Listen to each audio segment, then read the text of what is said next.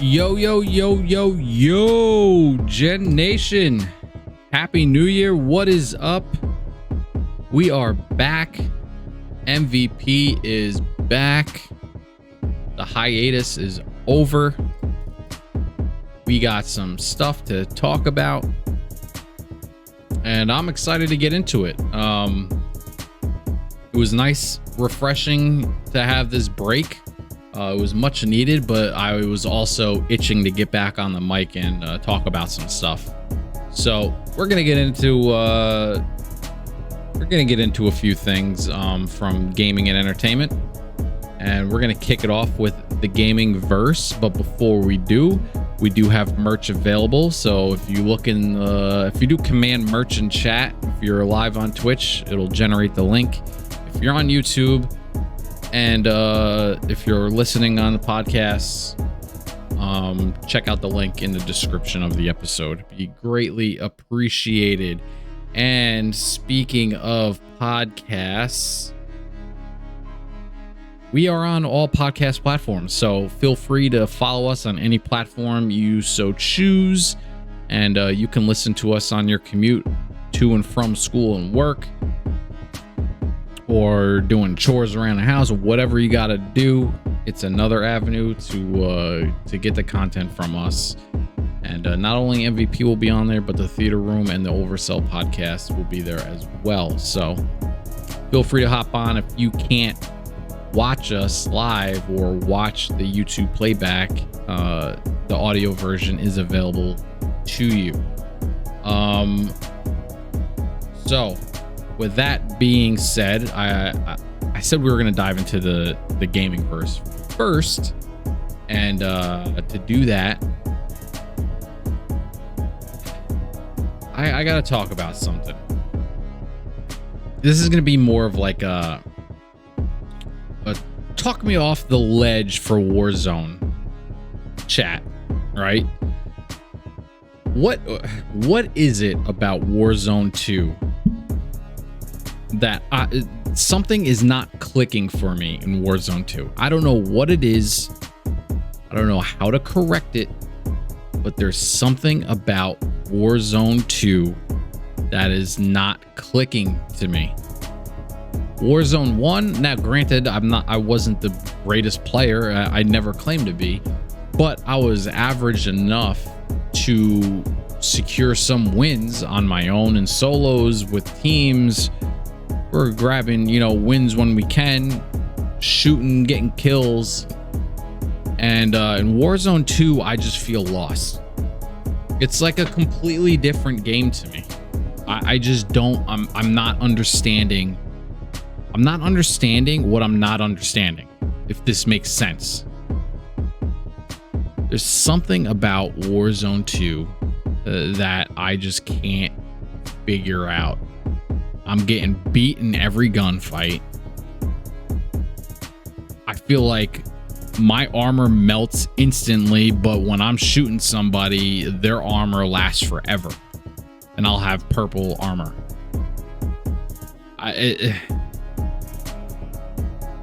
Now, granted, I know when I just completely miss my shots. I'm not saying I don't miss my shots and all this crap, but when I have a clear target and I'm hitting it, and all I see is the armor plates going down, and he turns, fires, and melts me within seconds. Something is not adding up to me, and I don't know what it is. It's bothering me because I love Warzone. I loved Warzone 1. I like the map for Warzone 2. The gunplay feels good. It's just something with the time to kill. I don't know. I don't know what it is. I just can't wrap my head around what I'm doing wrong compared to what I was doing in Warzone 1. Even if I have the jump on somebody, I'm shooting them. They have enough time to stop running, turn, fire, and I get melted. I don't know. I don't know what I need to do to correct that. Honestly, I'm at a loss.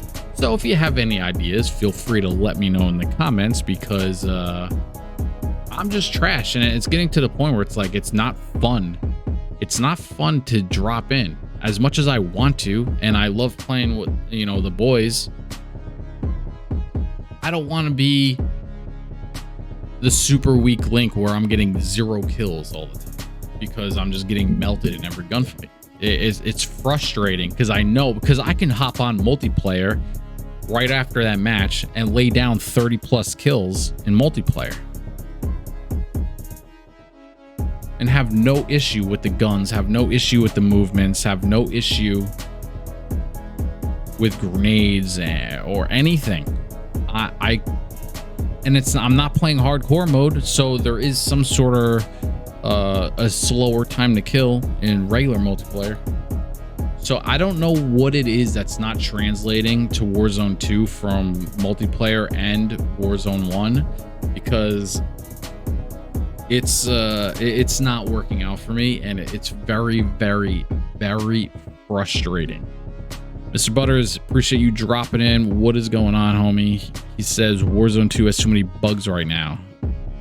I don't think a bug is going to correct my issue, though. DMZ is in the same situation. Is it? That's unfortunate. That's unfortunate. Let me see your loadouts. I can help you with your loadout. All right, well, we'll have to do that when I go live and I'm in game. But yes, I mean, I'm not using the meta, but when I find an AK-74 on the ground, I know enough, like, that gun is shredding, and it's not shredding when it's in my hands. I don't know what it is. It sounds like I'm complaining, and quite frankly, I am. I'm complaining about my own gameplay, but something is just not translating for me, and it's very frustrating. So I don't know. I don't know what needs to happen. I'm not going to quit Warzone 2, but it's getting to the point where I don't want to play it as much. And it's one of the reasons why I'm back playing Rocket League, is because I'm just not enjoying myself in Warzone. I can hop in multiplayer and anytime and have fun with it. As soon as I hop into Warzone, it's a completely different world. And I just immediately don't enjoy my time. But enough of me bitching about Warzone. Let's move on to the next topic. And again, if you have any pointers, throw them in the comments, and I'll read them. I'll see it. I'll try to correct it, and it probably won't work for me. But I would appreciate the feedback anyway. Next up, the other game I've been playing recently, I haven't been doing it on stream, whether it's on my personal channel or the GGEN channel, is because the stories, I'm already halfway into the story. So I wasn't just going to pick it up on any of the channels midway through.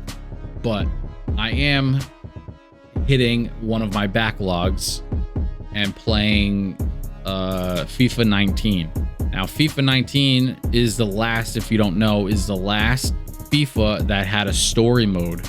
And it's the trilogy story to the Alex Hunter campaign. It started in 17. FIFA 17 kicked off the Alex Hunter story, which was fantastic. FIFA 18 continued it with more story with Hunter and Danny Williams, and incorporating his sister, Kim Hunter. And FIFA 19 is the final part, the final leg to that trilogy. And I'm probably, I want to say 75% through with the game, maybe even 80. Not 100% sure, because just when I think I'm getting close, there's more for me to do. So, and also with this campaign, unlike the other ones, where I think the other one had maybe one, the first campaign I think had one, was maybe 2 characters. The second campaign I think was 2 characters. This campaign, you're doing all 3 at the same time, and you're weaving in and out of their stories. their perspective of the stories. So I feel like it's taking a little bit longer because the story for each character is like equally as long as Alex Hunter's. So I'm having a good time with it. I'm getting through the story relatively quickly now. Now that I relearned how to play the game again. That's my problem. Like I started the story way back when, and I'll jump into like multiplayer, and I'll play multiplayer games for a while, and I'll just completely forget about any of the story games that I'm playing, right? For example, I wasn't even playing multiplayer games. I was playing God of War. I stopped playing God of War to play FIFA 19 just to change it up. I can't stick to one game for too long. It's not that I get bored. I just want a variety. I want to change it up. So I've been dipping into FIFA 19, and hopefully we can close out the Alex Hunter trilogy, as it's been a fantastic story. It's probably the best thing FIFA's done with their game, is add this story. Madden tried to do it a while ago with what was it called? The Long Shot, I think. And it was an okay story, but it wasn't at the level that FIFA was. FIFA's story is phenomenal. You're getting crazy backstory into, friendships, into, the parents, into the sister, the grandfather. Like, there's so much going on. It's a really well done story, and it's sad that it's the last one, but we got more to talk about with FIFA, that even if they were to continue Alex Hunter, probably would end this year anyway. And the reason I'm saying that is because the FIFA, I've mentioned it previously, but FIFA and EA are ending their relationship. So EA soccer games will no longer be called FIFA. They will be called EA Football Club. I mean, if you're a sports fan, you had the Washington Football Club down in DC when they couldn't figure out a name for themselves. But this is what the new FIFA is going to be. It's going to be EA Sports Football Club. And we don't know if, like, at least I don't know if they have the rights to use all the team names that FIFA does, because FIFA is in control of the actual sport. So is it going to be like NCAA college football, where they have no names on the players? You might have a team name, but you don't have the player names. Like, can they use the player names in this new soccer game? Can they use the team names? I don't know. Butters, by the way, how is the audio? If you can let me know, that'd be great. So yeah, we don't know, or at least I don't know, what they're going to do with that. FIFA's been a powerhouse game every year. It's like Madden, and in some fashion it's bigger than Madden because it's worldwide. It's so successful every year. So I'm not sure why EA and FIFA decided to split up exactly, but I'm curious what rights EA is keeping to be able to produce a soccer game at the level that FIFA was.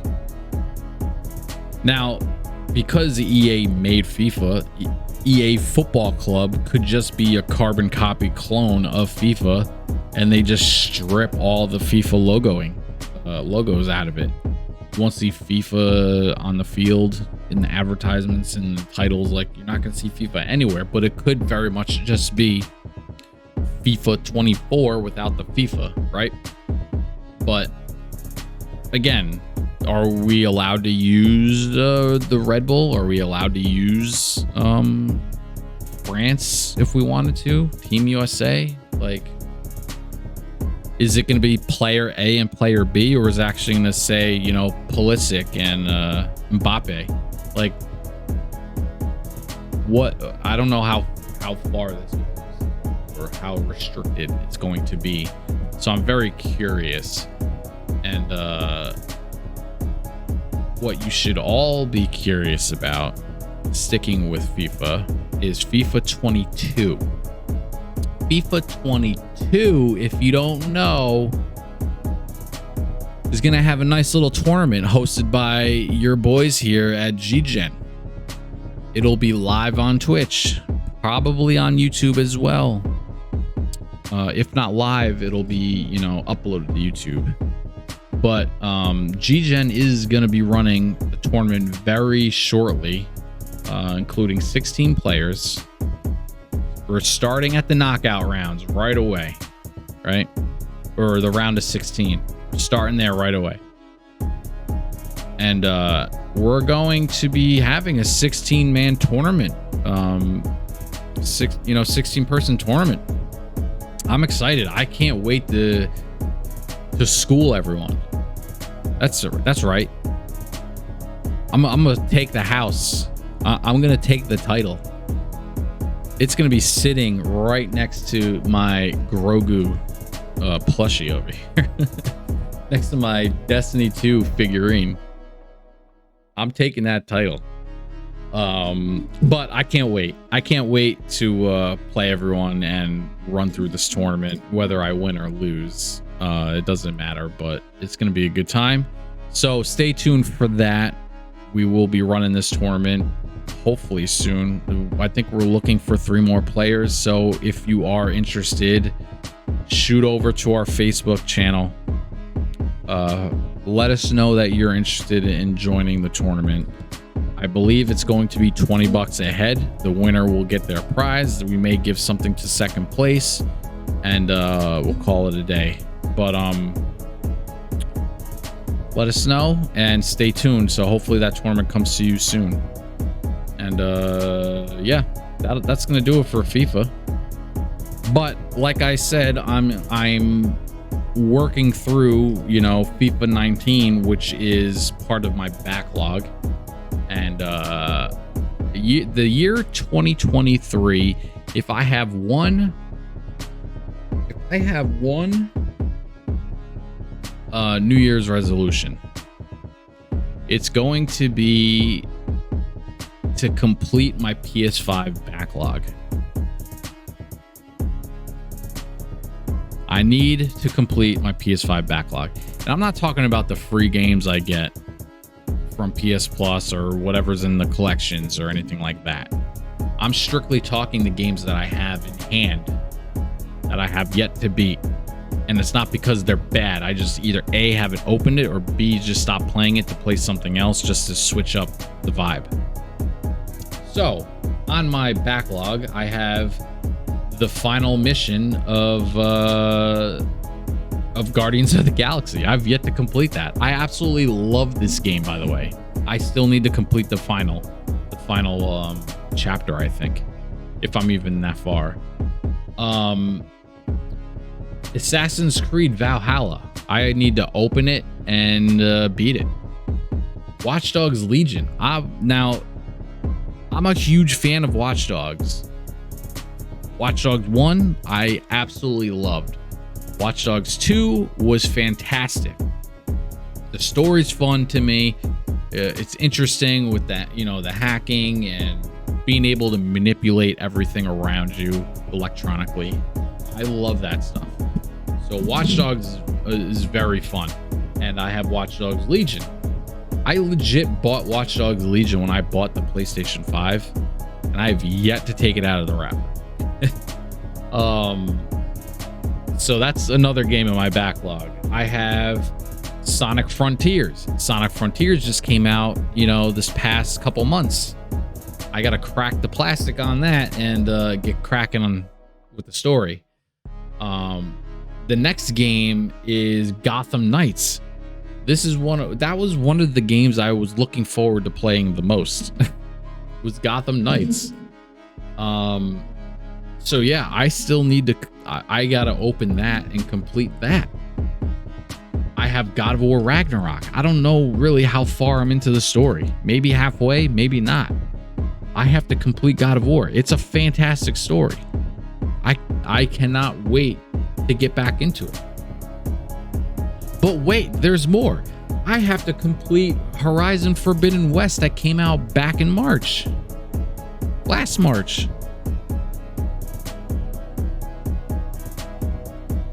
I didn't drop it because it was a bad story or a bad game. The game looks flawless. It's what I want Zelda to be. Speaking of Zelda, I gotta beat that before the next Zelda comes out. I'm in the final temple. I just have yet to go back to it and do it. Speaking of the Switch, I still have to beat the finals couple missions of Shredder's Revenge. Dude, my backlog is silly.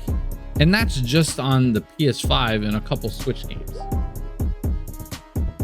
Let me mute this so it stops going off and driving me crazy. So yeah, I got a lot to do. That is my goal for 2023. Not only to try to complete the new games coming out in more of a timely fashion. I need to knock off this backlog I have. And it's starting with FIFA 19. As soon as FIFA 19 is done, I'm getting right back to God of War, completing God of War, and I'm probably gonna do Gotham Knights. And once Gotham Knights is done, I'll probably go back to Horizon Forbidden West, do Sonic. Oh, I still got Guardians. I may do Guardians around when Guardians of the Galaxy 3 comes out. So maybe to kind of amp us up before the movie drops, we may jump back into Guardians and knock that out. So that's probably what we'll do. But yeah, we got, Valhalla, Legion, Guardians, Sonic, Gotham, Horizon Forbidden West, God of War, FIFA 19. Oh, the list goes on, man. We got Shredder's Revenge and good old Breath of the Wild 1. So 2023 is going to be a very busy year of gaming, hopefully knocking all this out on top of the new stuff coming, because once Spider-Man 2 comes,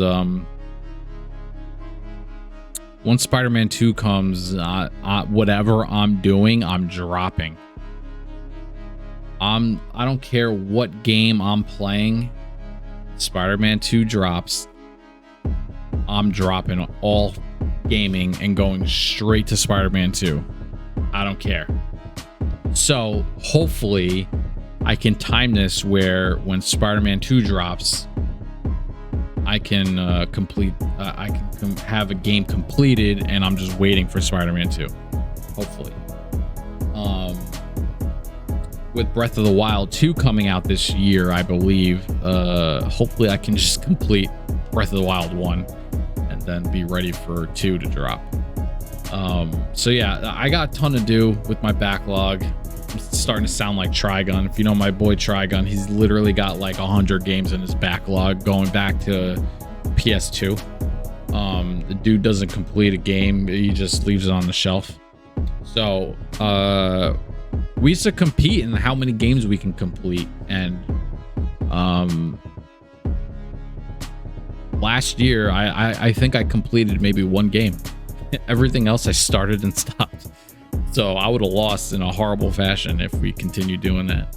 But yeah, so 2023 is the year of the backlog, and hopefully we can knock it out and enjoy some of the new stuff coming out as well. So with that being said, I mentioned the Switch. There was like a rumor going around that the Switch 2 is going to be announced soon. I don't know how accurate that rumor is. If Switch 2 is being announced, the one thing I need to see Mr. Butter says Gotham Knights was so much fun. The FPS killed the game. Yeah, because you played on console and it was 30 frames for the game, which I'm not knocking you. I have the game on console as well, playing on the PS5. So the fact that Gotham Knights didn't launch with 60 frames is criminal. Absolutely criminal. What were they thinking? But, you know, we went through that argument already. He also said, do Gotham Knights last? Each character has a different ending. Okay, so I have multiple stories to run through, I guess, with all these characters and see the different endings. I don't know how many times I'll be able to do that in a row. We may have to go back and do other characters throughout the year, figure it out. But I at least want to get one character done to be satisfied as far as, you know, knocking a game off my backlog. So what character I choose? I want to say Nightwing, but I'm gonna have to like look at it when I launch the game and go through that. But back to the Switch. The one thing I would need to see before I see anything else with the Switch is the Switch being 4K. The Switch is so far beyond behind technologically. That's also criminal. Everyone who has a Switch, myself included, and I got my Switch. Granted, I got my Switch as a gift, but I wanted the Switch knowing full well that it was only 720p. Now, why anything came out with 720p graphics is disgusting, but the only thing I want to see on the Nintendo Switch 2 is we're at 4K. Now, knowing Nintendo, they're gonna give us Nintendo Switch at 1080p and be like, see, it's upgraded graphics. Meanwhile, we're on 24K television, just about. We're gonna have PS6 running 8K, and the Switch 2 is gonna be 1080p regular HD. So I don't know. The Switch needs to step their game up with the next console. If the Switch didn't get the sales that it got from all the Nintendo heads, and I say Nintendo heads, like, no matter what people are going to play Mario and Zelda, that is always going to be a seller.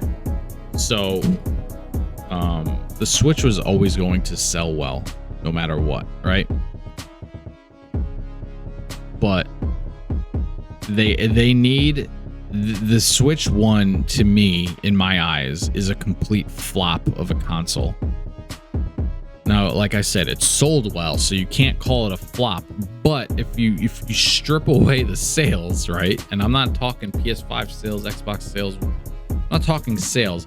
I'm just strictly talking from games, from graphics.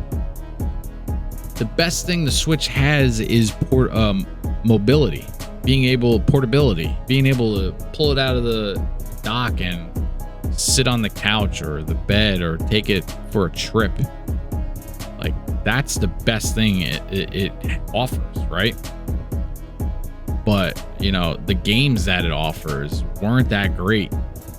Breath of the Wild, sorry, it's not the best Zelda game ever made. It's not even close. It's Ocarina of Time. The Mario games that are on it are okay, but, you know, Mario Party and stuff like that was on the Wii was a lot more fun. Mario Party on N64 was a lot more fun. They just gave us Wii Sports, or sorry, Switch Sports. Wii Sports was like launched with the Wii, and it was probably the best game the Wii ever had. Being able to play bowling and tennis and all that stuff was, I could play that bowling game on the Wii no matter what day it is. It was just like, the Switch just was such a failure. So hopefully the Switch 2 is better. I'm probably not getting the Switch 2 unless something crazy really comes out that makes me want to get it, honestly. Or if I get it as a gift, I'm not going to say no, but you know what I'm saying. I'm not going to personally pay for it unless I see something that really pulls me in. With that, we're going to jump over to Sony. Sony had the CES conference the past couple days ago, right? And they announced a couple things, nothing spectacular, but the first thing we'll talk about here is that they introduced an accessibility controller.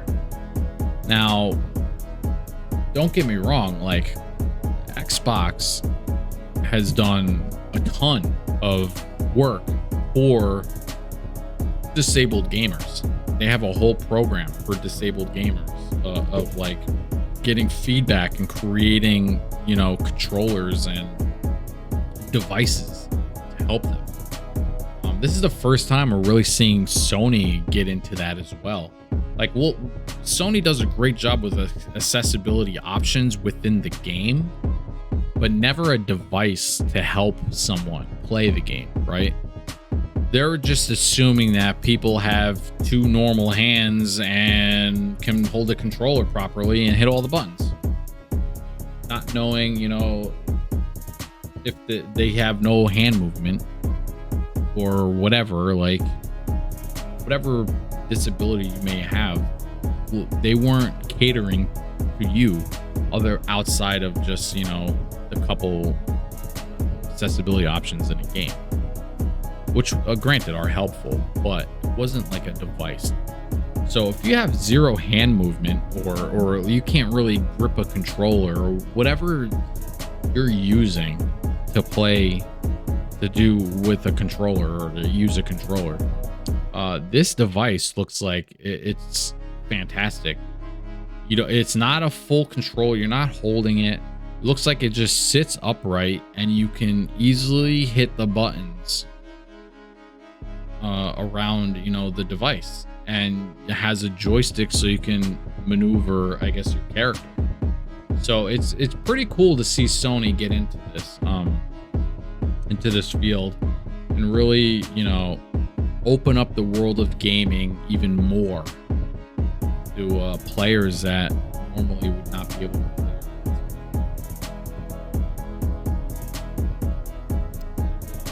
Like I said, shout out to Xbox. They've been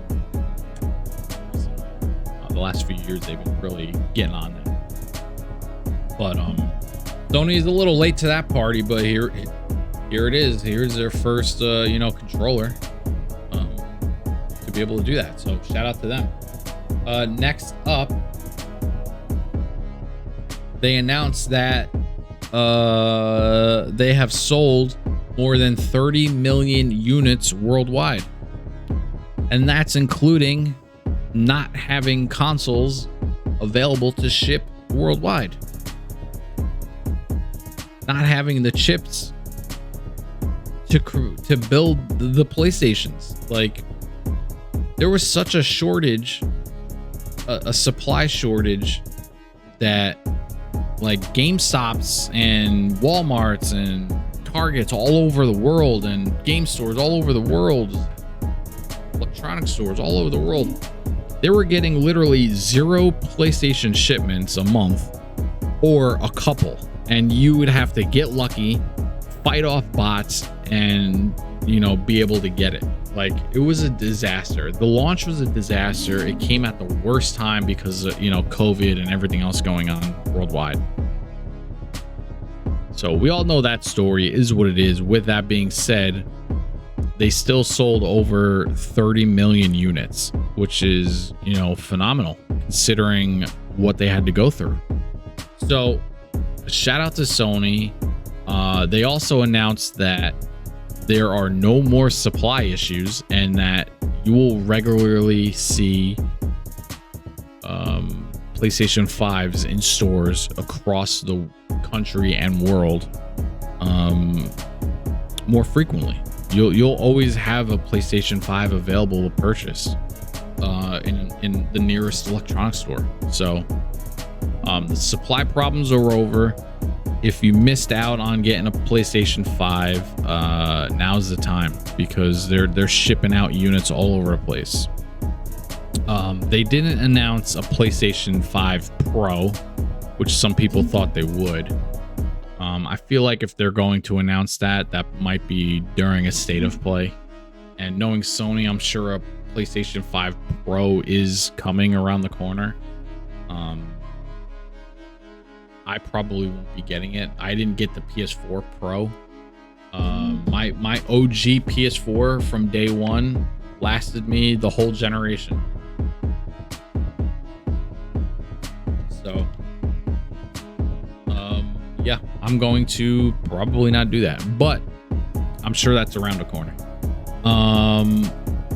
They also announced that the Gran Turismo 7 is getting a PSVR 2 upgrade. So I guess it's going to be playable through the VR headset. They also announced that Beat Saber is coming to PSVR 2. So if you've never played Beat Saber, that's probably the best game on PSVR, on VR in general. Beat Saber is a ton of fun.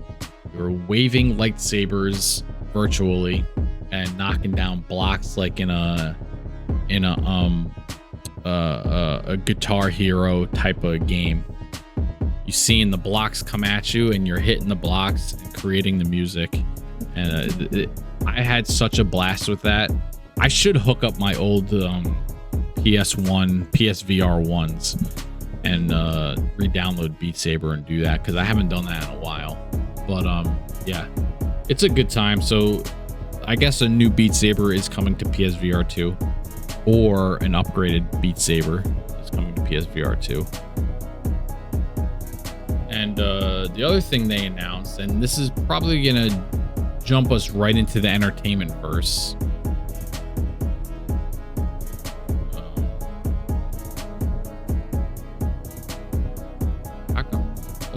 Hold on.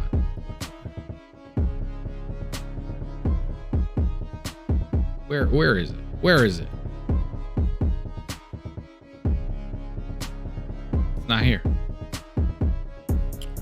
Well, I had the picture for you and it's not here, so don't know what happened to it. But any event, what they also announced at the CES event was Gran Turismo's movie. We knew it was coming, but they kind of gave you a first look. It wasn't necessarily a trailer, it was more of like a first look on the production of it. They were showing, you know, Nissan GTRs mounted with cameras that are following the car as they're doing the racing around the tracks and stuff. So you're getting like, it's the movie, from what I saw in the first look, the movie is gonna look like how Gran Turismo looks like in the game. Like the car angles, like you're gonna see the back end of the car racing, you know what I mean? Just as you would if you're holding the controller and racing yourself, you're looking at the back end of the car. Some people drive in the car, you know, use the view that's the first person view in the car, and I'm sure we're gonna get that at some point. But the first look that we saw looked very well done. They didn't really show us anything story-wise. That's probably going to come in an official trailer or teaser. This was more of, hey, this movie's in full production and here's kind of, you know, a little piece of it. So that was exciting to see. I thought it would look good. The cars, you know, cars are going to be the cars. I'm very curious what story they have to offer, because this is Gran Turismo is a very raw racing game. From what I remember, I haven't played a new one lately, so I don't know if there is a story in the new ones, but the older ones didn't really have a story. You were just knocking off circuits and collecting licenses to be able to move on to the next batch of cars, class of cars. So who knows?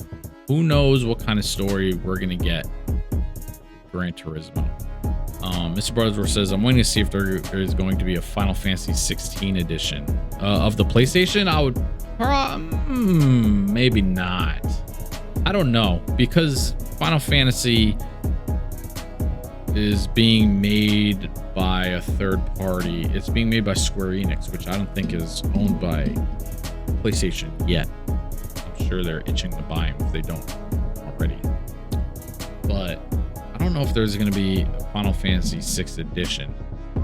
I wouldn't doubt if there's going to be a Spider-Man 2 edition. So that's probably the one you should go for. Spider-Man 2 edition. But to each his own. Final Fantasy 6 looks like it's going to be a banger of a game. It looked great in the trailer. But yeah, so that's probably going to end pretty much all that Sony did at CES. It wasn't a crazy event. They didn't announce too much. They just kind of gloated that they sold a lot of units despite having no units to sell. They gave us, the first look at GT, the movie. Obviously, they're gung-ho on PSVR 2, and GT7's going to be a PSVR 2. Got Beat Saber coming there. We have the new accessibility controller, and that kind of wraps up everything that was announced that was important at the CES event. So with that being said, Last of Us is interesting. The Last of Us is on track for 2023, but Naughty Dog is teasing a secret project. And a lot of people think the secret project is just, The Last of Us Part 3, which it very well could be. But Sony has the rights, but they don't own it, I don't believe. So it could be like after a year, then the game can come to Xbox, or maybe not. I don't know. I could be wrong, but I do know they have the rights, but I don't know that. I don't think they own the studio that made the game, at least not yet. But anyways, Last of Us Part 3. I would love if that was the secret game that's coming out, because we know they're working on the Last of Us multiplayer game, Factions. And Factions was in the first Last of Us game, and it has a cult following. Everyone loved Factions. I didn't really play it too much. I didn't really enjoy that type of game, but again, I didn't play it enough to really understand what it was about. But apparently it had a huge following and a huge player base. People loved Factions to the point where they were going nuts that The Last of Us 2 did not have Factions or any multiplayer mode included with the game. And they were yelling so loud that Naughty Dog was like, okay, we're building a multiplayer game standalone. It's not going to be part of Last of Us Part 2. It's just going to be a standalone multiplayer game. So we're going to get Factions in some capacity, and they're actively building that now. And I think it's due for this year. So we're going to be looking forward to that. But there's also the secret project, and it could be a new IP, or it's just The Last of Us Part 3. I think it's going to be Part 3 only because you got to keep The Last of Us hype going, right? We have The Last of Us 1 just dropped on PC. It was just ported over and remade for PS5, right? Last of Us Part 2 came out, a year or so ago. Wildly successful. We have the TV show dropping in literally less than a week. We have the TV show. coming out. It's actually a week from tomorrow. A week from tomorrow is the first episode of The Last of Us on HBO. So they got to keep the hype going. You have the show out. You have the multiplayer game coming out. You might as well tease and release a trailer or an announcement for Last of Us Part 3, because that'll really get the fans all juiced up, man. It's gonna get me juiced up, I'll tell you that much. Last of Us is probably one of the best stories in gaming ever, and I'm not just saying that. Like, it's phenomenal. So I can't wait for the TV show that's coming, and I'm very curious what this secret game that they're working on is going to be. Moving to the MCU, we have kind of something interesting and very exciting. By the way, Mr. Butter says the rumor for The Last of Us is the announcement, or the rumor for The Last of Us 3 is the announcement after the first season of the show. So they're going to announce it after the first season. I mean, it would make sense if they did that, but I don't know. I don't know if they're going to do that. But moving on to the MCU, Kristen Ritter posted an Instagram picture of her working out at the gym sporting the new Daredevil t-shirt. And I think the Instagram post said, I think it literally said, we're at the gym rocking my Daredevil shirt. Now, the internet and the MCU fans and everyone alike went into a spiral when they saw this, because did she just confirm that Jessica Jones is entering the MCU officially and joining Daredevil on his reprisal? Like his return to the MCU. I would love that. Jessica Jones was one of my favorite Netflix shows. Daredevil and Jessica Jones were fantastic Netflix Marvel shows. Jessica Jones has arguably one of the best villains in the MCU, if it's canon, which it should be. I don't know why it wouldn't be. One of the best villains. The Purple Man, David Tennant, murders as the Purple Man. Holy crap. Dude was perfect. Granted, spoiler alert, he's gone. Dead. But we're in the multiverse, baby. Anything can happen now. You can bring David Tennant back as the Purple Man in a variant form.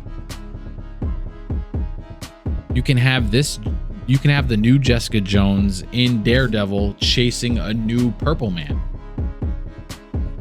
Who knows? The sky's the limit. All I know is Kristen Ritter is a fantastic Jessica Jones. Her attitude, the way she showed off her strength, stuff like that. It was so well done. And the same with Daredevil. Like, Netflix did those shows so right and well that the closer and the more we know about the Daredevil show is, like, the more nervous I get about it, because it really, if it does, it's always going to be compared to the Netflix show. So if it's not at minimum up to par as the Netflix show, it's going to get crushed in the reviews. It's going to get brutally crushed in the reviews if it's not up to par, up to the standard of what the Netflix Daredevil show was. So who knows how that's going to be. But if they're adding Jessica Jones, and this was her confirming her working out to get in shape for the role of Jessica Jones, and she's sporting the Daredevil shirt to confirm that, I'm all for it. Jessica Jones and Kristen Ritter was fantastic as Jessica Jones. So I'm all for it, and hopefully that's true. Staying with the MCU, big time rumors coming out that RDJ is reprising his role as Iron Man, Tony Stark. He is gonna somehow show up in Armor Wars, and I don't. It would have to be either. I guess it would have to be a flashback. You know, you're following War Machine's story, and we all know War Machine's story because it's been building for a while. But if they run flashbacks of him learning stuff and his friendship and closeness with Tony, we may see that in some flashback form. I don't think we're going to see him come back in like a variant form in the show. He's not going to be a multiverse Tony Stark in the show. But the other part of this big rumor is that RDJ is coming back for Secret Wars as well. So we very well could have a variant Tony Stark in Secret Wars, which would be amazing. I mean, I don't need to explain to you. RDJ is the godfather. He's the godfather of the MCU. He's the man.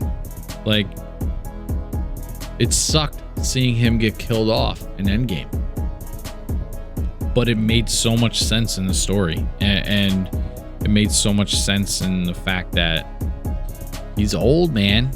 He's getting up there. He's been that character for over 10 years, 20 years, whatever. 10 years, right? So it was a good way to close him out. They gave us a good way to close out Captain America. But Secret Wars opens the book on every character possible, right? So the big rumor is that Tony Stark is coming back. We may get Captain America back, but the biggest rumor right now is that Tony Stark is returning for Secret Wars, probably in a variant fashion. And he's coming back for Armored Wars with Don Cheadle, which I believe is going to be probably just flashbacks and old school scenes, stuff like that. I don't think we're going to get variant Tony in Armored Wars. We're going to get variant Tony in Secret Wars. So we'll see how that goes. But hey, if you're going to add RDJ back to the MCU, you don't got to tell me twice. Just do it. Just do it. You already said too much. Just do it. And lastly, with the MCU, little funny thing is Hugh Jackman is claiming that Deadpool 3 is really just Wolverine 10. He's going around telling everybody that Deadpool 3 is just a Wolverine 10 movie. And he's having fun with it. He's poking fun, Ryan Reynolds and things like that, because they're buddies or whatever. But he's basically saying that this is Wolverine 10. It's not a Deadpool movie. It's a Wolverine movie. What's interesting about this, though, Hugh Jackman does go on to say that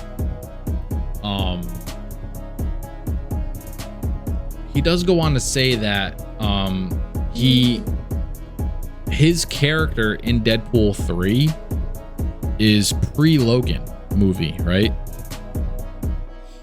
So if it's pre-Logan, then Deadpool 3 is set in the past. However,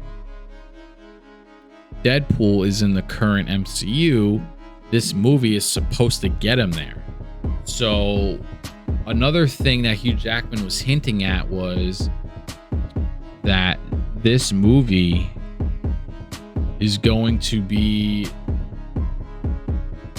like an interdimensional time travel film, right? If he's being plucked out of the Fox universe, and he explicitly said that he is the same character from the Fox universe. He is pre-Logan. So it's pre-death, right? This is legit that character from the Fox universe. Deadpool is legit Deadpool from the Fox universe. If he's saying that this is going to be an interdimensional kind of travel film, then something happens, right?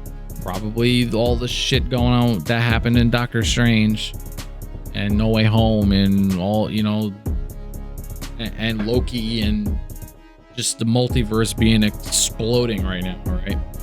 With Nexus events.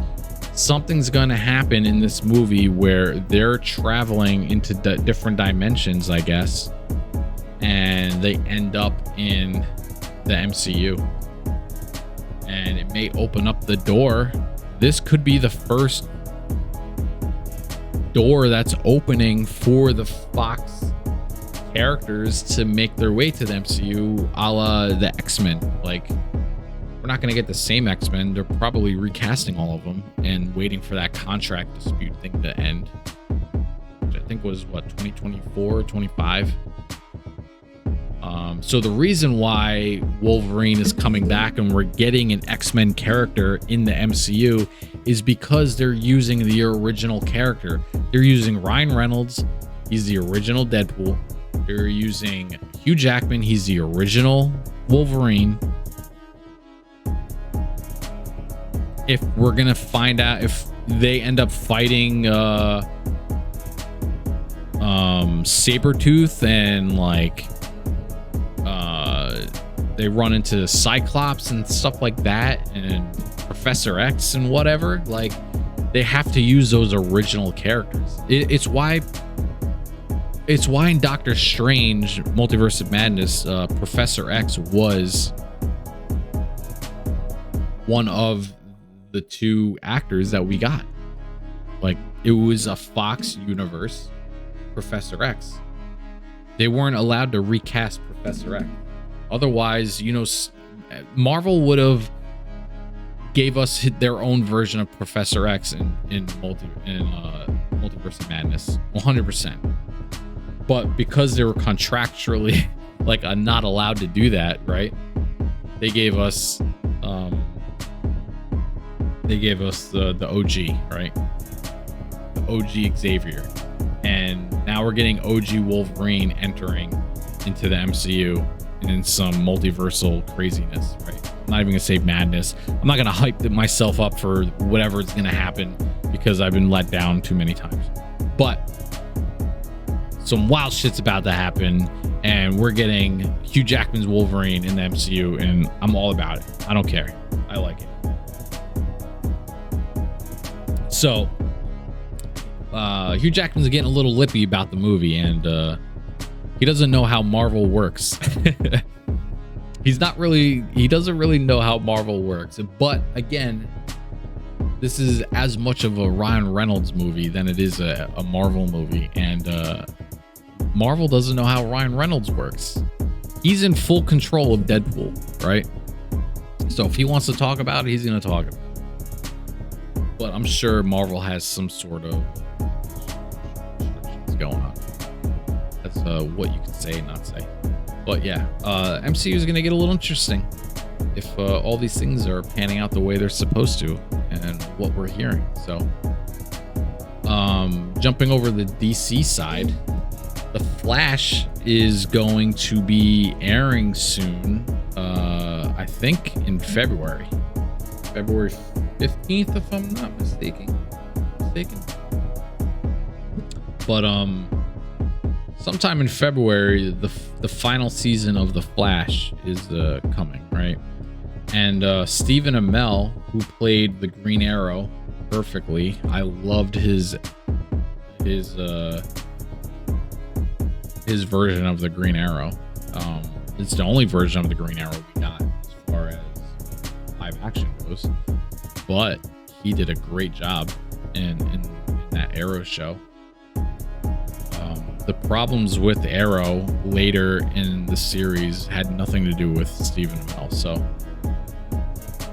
I'm very excited that he's announced that he's coming back for the final season of The Flash. I think it might only be the final episode, so the series might wrap with a whole cast of characters from the Arrowverse. This is pretty much the swan song, like the last hurrah of the Arrowverse. It started with Stephen Amell. It's going to end with Stephen Amell there. And it makes sense. And as we know, he's in the afterlife as Spectre, right? So he can come back in some fashion. The Flash can go back in time and pluck him out of the timeline at any time that he wants. There's many ways that we can get him back here. So it makes sense to bring him in and to end it and to close out the Arrowverse with the OG Arrow. And I'm super excited, man. It's like I said previously in other episodes, this is bittersweet. These Arrowverse shows really got me more excited about DC characters than I've ever been. Outside of Batman, I wasn't really a DC fan, and that's just the way it was. Like, Batman was cool growing up, whatever, but I hated Superman. Didn't really care or read or do anything about the Flash. Didn't care about Green Arrow, Green Lantern. The Ryan Reynolds movie didn't turn me into a fan of Green Lantern, that's for sure. So DC has never really grabbed my attention until the Arrowverse started. Season 1 and 2 of Arrow was lights out. Amazing. Even for a CW show, it was amazing. So and then we got and then the following year we got The Flash, and The Flash was fantastic. Barry Allen, Grant Gustin as Barry Allen is the best Flash we have. He's 1,000 times better than Ezra Miller. 1,000 times. 1,000,000 times. And I'm still hoping somehow we get Grant Gustin to jump to the movie side, but who knows?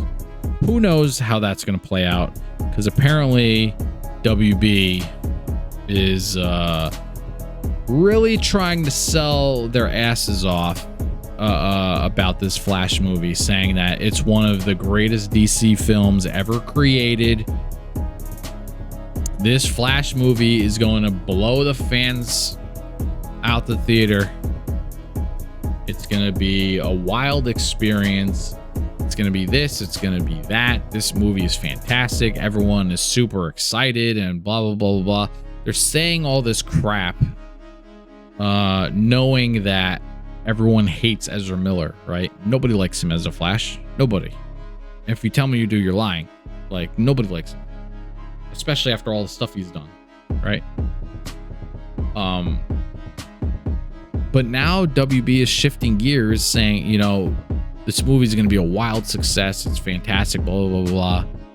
And now they're saying that they're willing to continue the Flash moving forward with Ezra.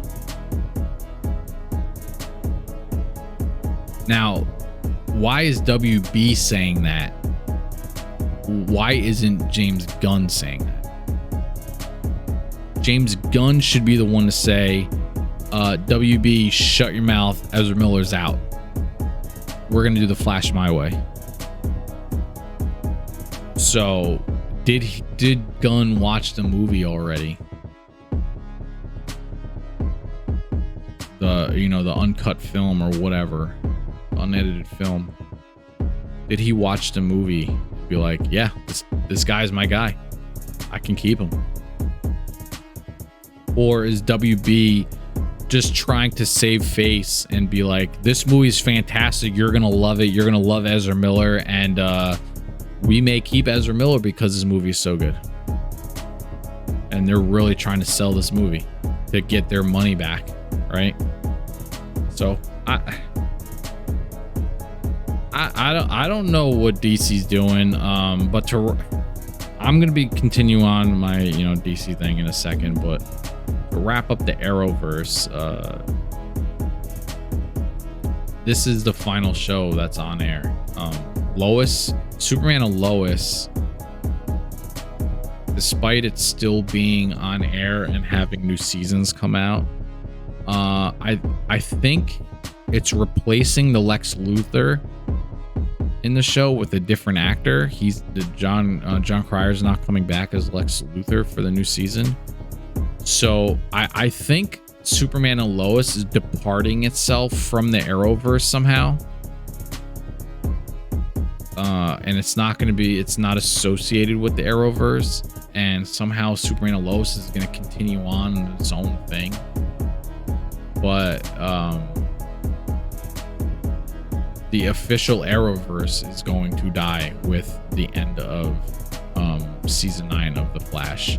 And like I said, it's great that Stephen Amell is coming back to do that with Grant, and we can get a really cool, probably going to be sad, but a very cool moment to close out these character stories and to officially end the Arrowverse as we know it, before James Gunn, does his magic and figures out a way to resurrect these characters in some other fashion, some other story, and really rebuild these characters and not have it be so separated.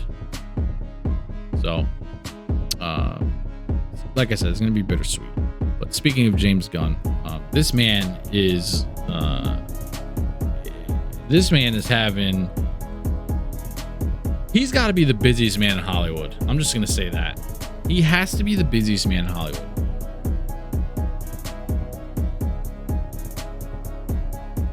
He's having multiple meetings with executives about his plans for DC, pitching, his upcoming movie slate, getting the ball rolling on the first, few movies that he wants to kick off the DCU with, right? He's trying to plan all this stuff and have all these meetings, and I'm sure they're doing casting in the background, with whatever projects they're gonna announce short. He said this month they're announcing the first few movies that are gonna come out under James Gunn's vision is gonna get announced this month. When, I don't know, but it's happening this month, and that's gonna be a major story. But he's doing all this stuff at the same time as trying to get Guardians of the Galaxy 3 completed on the Marvel side. And he's got so much Marvel stuff to do on top of all the things he's starting to do with DC. And this man is overworked. He needs a vacation, and he's just starting, right? So, man, James Gunn he's a freaky talent, man. I'm still not happy with his Superman decision. I still think that was a terrible decision. If Gunn is the one saying he wants to keep Ezra Miller, then why the hell would you fire Henry Cavill after he's fully on board to be Superman? He quit a show that he was a lead for on Netflix that he loved to be Superman for the next 10 years, right? He did that. And you're gonna say, nah, I have a different vision of Superman. We don't need you. Even though he is the perfect Superman. The perfect Superman. James Gunn is gonna do it his way. So if James Gunn's going to do it his way, which I don't agree with on that aspect of it, why the hell are you giving me Ezra? Why are you force feeding Ezra Miller down all our throats? Give us the Flash in your vision, James Gunn. Don't give me Ezra Miller's Flash, whatever this Flashpoint may be. Now, granted, we've been talking about this forever, and the Flashpoint movie should be a reset of the DCU, right? That's how they should do it. They should have Flashpoint reset everything, reboot everything, wipe out whatever old there was. But you can't wipe out whatever old there was and then give us Ezra Miller to continue on. I don't want to see that. So hopefully WB pipes down with that nonsense. Hopefully it's not WB going over James Gunn's head saying, we don't care about your vision. You're using Ezra Miller as the Flash. Because that would be, I would tell the WB, take this job and stick it. If you're telling me who I'm casting for my universe, I don't want to be in control of it, because I'm not really in control of it. So hopefully that's not the case, but who knows? We'll see. Time will tell. Speaking of crazy people, James Cameron. I was gonna go on a big rant about James Cameron, but I don't know if I have the energy to.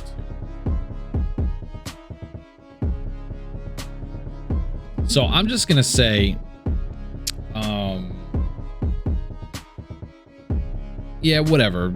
Avatar 2 made $1.5 billion. Beat out Endgame and whatever. I don't care. I don't care that this movie is selling so well, because fan bases don't care. The Nintendo Switch made Nintendo a fortune. It's a terrible console. It's a terrible console. It made Nintendo a fortune. Avatar is a terrible movie, made James Cameron a fortune. Made Disney or Fox a fortune, right? Avatar 2 is doing it's doing more than the Avatar 1, right? Or close to it. It's making James Cameron a fortune. My problem with James Cameron is he keeps, and literally daily at this point, daily, he keeps talking shit about comic book movies having, you know, a shared universe, a long extended story where all these movies are connected, and it's taking over Hollywood, and he's getting pissed off saying it's not creative, blah blah blah, wah wah wah wah wah. I'm a whiny piece of shit, right? The MCU, why is there so many movies? Like, shut up, right? And you can have your opinion, but then don't turn around and then say, by the way, Avatar 2's coming out, and then we have 3, 4, and 5 ready to produce, to get into production and to start filming. You're building an Avatar universe right before our eyes, and you're telling us that universes in Hollywood suck. And you're doing it with Avatar, which I can't find a person that actually likes Avatar. Avatar 1 sucked. Avatar 2, from what I'm hearing, is awful. But they're selling $3 to $4 billion together in sales. That's why you can't go by sales. You watch the movie. If a critic tells you a movie's trash and you go to the movie and like it, yeah, the movie is not going to sell well because the critics shit all over it, but you love the movie, that's your opinion. That's great. If you're getting a movie that's selling well because the critics love it, and James Cameron is, blowing everyone from here to the moon, trying to get people to buy a ticket to his movie, saying, don't worry, go to the bathroom, go ahead and miss parts of the movie because you're gonna buy another ticket to sit down and watch the movie again. Like, he's so arrogant and such a piece of shit about this movie, more so than when Avatar 1 came out. Like, Avatar 1 was granted a visually beautiful movie, and I'm sure Avatar 2 is visually beautiful, with the ocean blue and everything like that, right? But his personality, his character, he went off the deep end. Like a lot of directors and producers are starting to like come after the MCU and come after superhero movies in general. And it's gonna get worse now that Gunn is building literally the DCU. We're in the start of another 20 movie show saga of Marvel movies, and James Gunn's about to start his 10-year plan of DC shows and movies. Like, it's not going away anytime soon. And for James Cameron to bitch and moan and complain about superhero movies and taking up Hollywood with all this, shared universes and whatever, you're doing it with freaking Avatar. We have 5 3.5 hour long movies coming to us in the same universe. So I don't want to hear another dumbass word out of James Cameron's mouth. He's salty because he did not agree. He was probably approached to do a Marvel movie or to do a DC movie, and he probably turned it down, and he thoroughly regrets it, knowing that these movies took off and became wildly successful and made billions of dollars. And he's probably just a bitter bitch about it.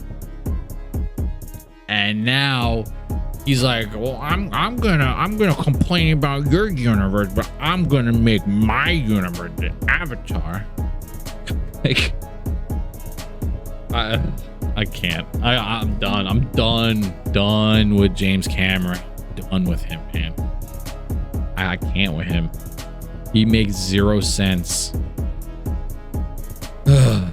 But enough of him. And quick news to close out the entertainment verse.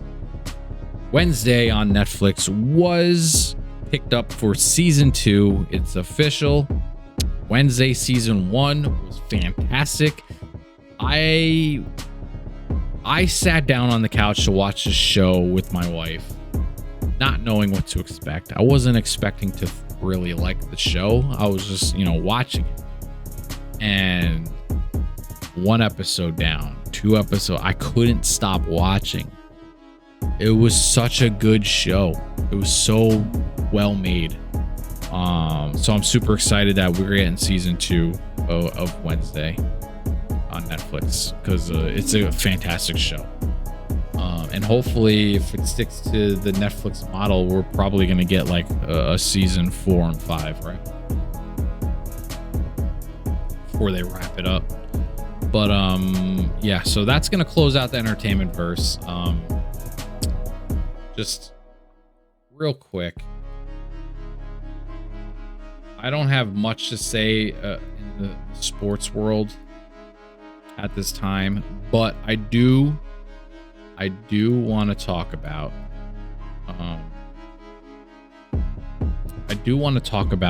the Damar Hamlin story.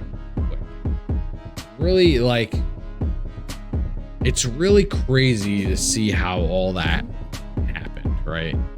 How that whole scenario went down. And it's so good to hear that he's doing well, and he was able to speak to his teammates via Zoom. That, at least that's the report that we're hearing. He woke up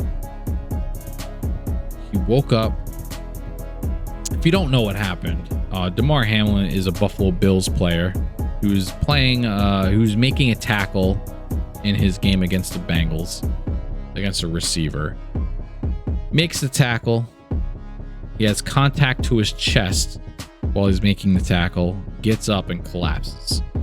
And he literally, his heart stopped on the field. And they do CPR, they get his heart going again. They rush him to a hospital where his heart stops again. So he dies a second time. And they were able to get him back. And now, apparently, he's awake. He's able to write. He's able to hear you. He's able to write, move his hands, move his feet. And I think they said when he showed up on the Zoom, he, threw his arms up in the air and flexed. And then gave like a heart emoji symbol and with his hands, because I guess he's known to do that. But it's awesome to see him come back, and his charity probably is over $10 million now.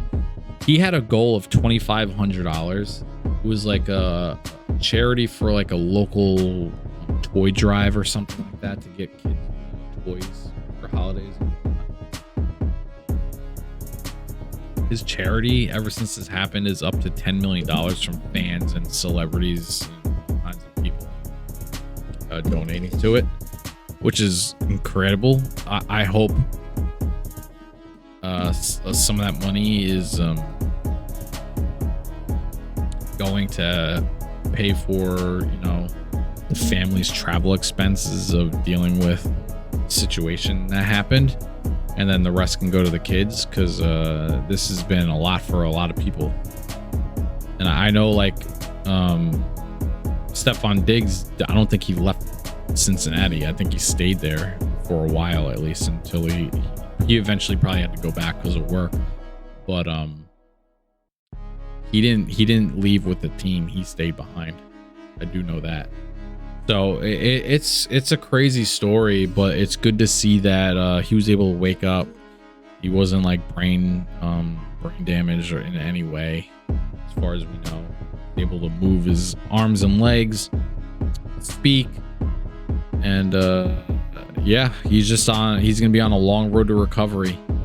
So shout out to Damar, and get back on the field soon if you can. If not, enjoy the rest of your life, my man, because that was a wild thing to see. That was a wild thing to experience, not only for the players and the refs and the coaches on the field, and the fans in the stands, the fans all over the country watching at home. That was nuts. That was nuts. So shout out to Hamlin for pulling through, and good luck on your recovery. And quickly, with wrestling, Vince McMahon bullied his way back into the board. He basically got rid of 2 people, and him and 2 other people are joining the board. He's officially on the board now. He is the majority stockholder, so no matter what, he's going to be involved with the WWE in some fashion. The board can propose whatever they want to propose, but when it comes to voting, he's the majority vote. So they need him on board. They need him to be on their side and to vote for, with them, right? And apparently WWE has a lot of media rights contracts that need to be handled, as I guess some of their things are up for renewal and change and whatever. So Vince McMahon was like, you know what? I'm coming back to the board. I'm going to help you guys with this. Apparently, he's not going to touch people in their other positions. Triple H is still in control of content and creative, and he's not going to, do anything outside of what he's there to do. So he says, knowing Vince McMahon, he's going to assert his creative ideas into WWE somehow, some way, and hopefully that doesn't happen. Hopefully we don't start reverting back to what the WWE used to be with Vince McMahon in control in his later years, because it wasn't a good product.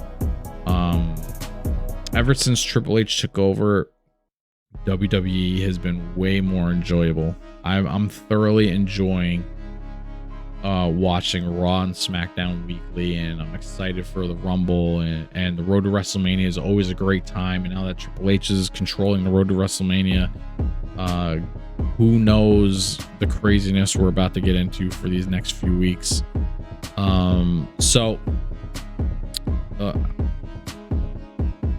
I knew somehow Vince was gonna come back, and here he is.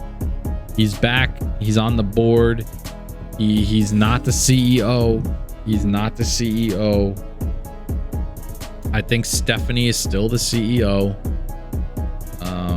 but he's the majority shareholder. He's the majority voter. He's on the. I think he's on the board, or as the board president, whatever.